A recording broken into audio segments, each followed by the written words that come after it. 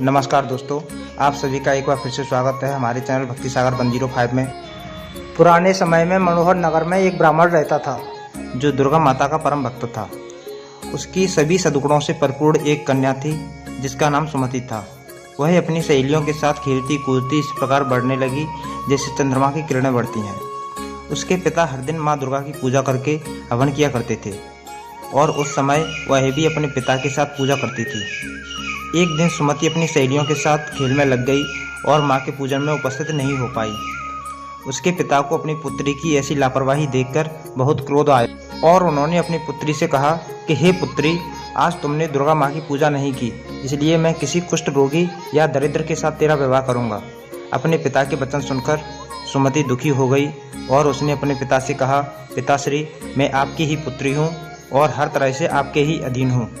जैसी आपकी इच्छा हो वैसा ही करना।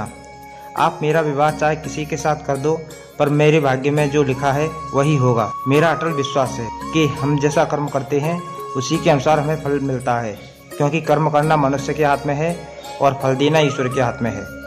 अपनी कन्या के ऐसे वचन सुनकर ब्राह्मण ने गुस्से में अपनी पुत्री का विवाह एक कुष्ठ रोगी के साथ कर दिया और वह क्रोधित होकर अपनी पुत्री से बोला, अब अपने कर्म का फल भोगो और देखते हैं तुम अपने भाग्य के भरोसे रहकर क्या करोगी। पिता की ऐसी कड़े हुए वचन सुनकर सुमति के मन में विचार आने लगा कि मेरा बहुत दुर्भाग्य है। इस तरह अपने दुख के बारे में सोचती हुई सुमति अपने पति के साथ वन में चली गई और उन्होंने वन में वह रात बहुत दुख के साथ व्यतीत की। उस गरीब लड़की की ऐसी दशा देखकर माता दुर्गा उसके पूर्व कर्मों के प्रभाव से प्रकट हुई और उन्होंने सुमति से कहा, मैं तुमसे बहुत खुश हूँ, तुम अपनी इच्छा अनुसार कोई भी वरदान मांग सकती हो। दुर्गा माता के वचन सुनकर सुमति बोली, आप कौन हैं? यह सुनकर माँ भगवती ने कहा, मैं आदिशक्ति हूँ।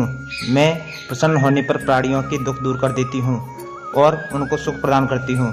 मैं तुझ पर तेरे पूर्व जन्म के पुण्य के प्रभाव से खुश हूँ।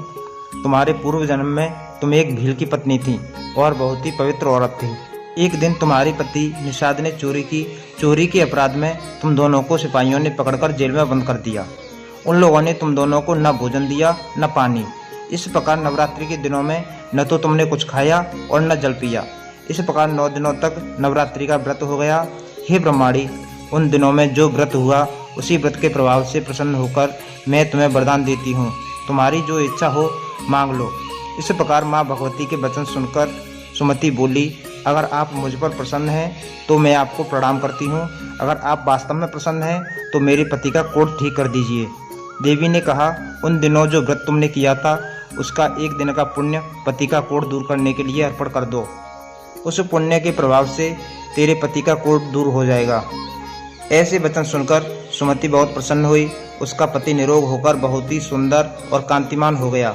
वह ब्राह्मणी पति की ऐसी काया देखकर माता की स्तुति करने लगी और कहने लगी, आप दूसरों की दुर्गति को दूर करने वाली, तीनों लोकों का संताप हरने वाली, समस्त दुखों को दूर करने वाली, रोगी मनुष्य का रोग दूर करने वाली, प्रसन्न होकर मनवांछित फल देने वाली और दुष्टों का नाश करने वाली जगत की माता हो।